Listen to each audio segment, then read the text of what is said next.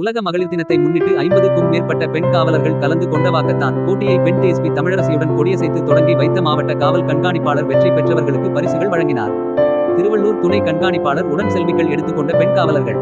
உலக மகளிர் தினத்தை முன்னிட்டு திருவள்ளூர் மாவட்ட காவல் கண்காணிப்பாளர் அலுவலகத்தில் வாக்கத்தான் நடைபெற்றது.